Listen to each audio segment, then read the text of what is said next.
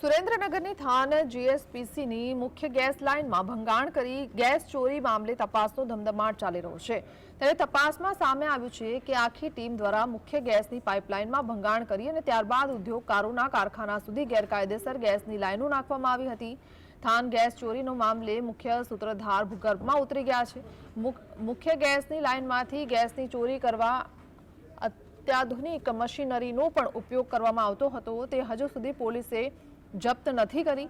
ગેરકાયદેસર મુખ્ય ગેસમાં જોડાણ આપવાના એક કારખાના દીઠ 10 થી વધુ લોકોની જે ટીમ હતી તેમના દ્વારા 25 લાખથી વધુ રકમ વસૂલવામાં આવી હતી। આ ફરિયાદના આધારે થાનગઢમાં વિસ્તારમાં જે સ્નોસેરા સિરામિક કરીને એક કંપની છે, આ કંપની દ્વારા જે ગુજરાત ગેસની મેઇન લાઇન છે એ મેઇન લાઇનને પંક્ચર કરી એમાંથી એક ગેરકાયદેસર કનેક્શન મેળવી અને જે ગેસ છે એને પોતાના ઉપયોગ માટે થઈને વાપરવામાં આવતું હતું। આ વસ્તુને ધ્યાને આવતા એમણે તરત જ જે છે એ થાનગઢ પોલીસ સ્ટેશનમાં ફરિયાદ નોંધાવી।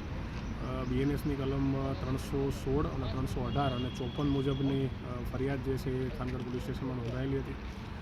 આ કામે કુલ 6 આરોપીઓ જે છે એમના નામ પોલીસ તપાસમાં ખુલેલા હતા।